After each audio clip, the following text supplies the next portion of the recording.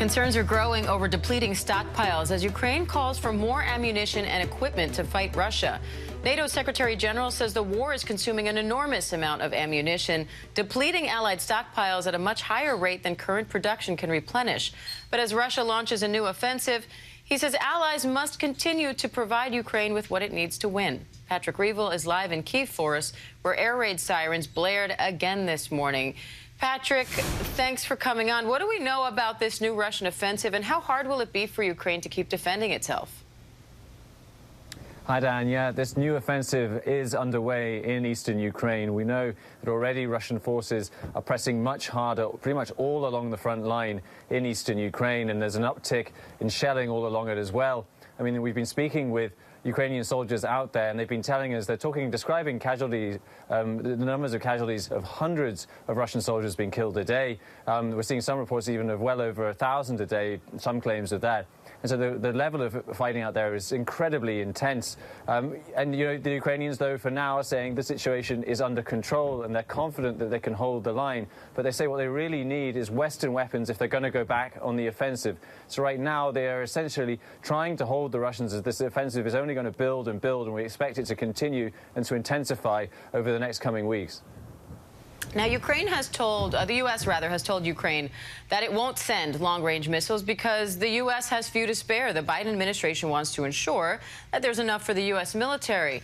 How concerned are allies right now about depleting their own stockpiles too far, and how concerning is that for Ukraine? You know, I think increasingly it's becoming an increasingly acute problem, and which is kind of really extraordinary because it speaks to the intensity of the fighting here. Basically, Western countries have not really been prepared for a major conventional war for a very long time. They've allowed their industries to produce far less ammunition than is needed here right now. I mean, it's estimated that Ukraine is firing well over 50,000 shells a month at the moment, and that right now our factories and our industrial complexes in the West, in the US and in Europe are not set up to produce enough ammunition fast enough to get it out here. But it seems that increasingly countries are aware of this issue, and that really is going to be the focus of this meeting that is taking place right now between Western countries on how to supply Ukraine, and ammunition is right at the top of the agenda. Patrick, Biden officials say recent aid packages from Congress and America's allies represent Kyiv's best chance to decisively change the course of the war. What do you think they mean by that, and does Zelensky agree?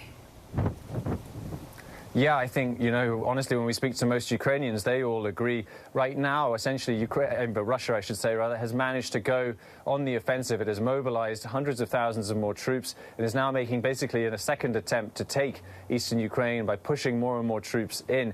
And so while Russia is on the offensive, Ukraine is simply holding the line. But in order for it to actually win a true victory and to liberate its territory, it needs to be able to go back on the offensive. And that's why it's calling for Western weapons. It's saying it needs these armored vehicles that have already been supplied, that these tanks that are being supplied, but they have yet to arrive. And so right now, essentially, Ukraine is holding the line, waiting for Western weapons to arrive, but also also in desperate need of ammunition as soon as possible.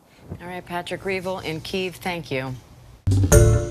Hi, everyone. George Stephanopoulos here. Thanks for checking out the ABC News YouTube channel. If you'd like to get more videos, show highlights, and watch live event coverage, click on the right over here to subscribe to our channel. And don't forget to download the ABC News app for breaking news alerts. Thanks for watching.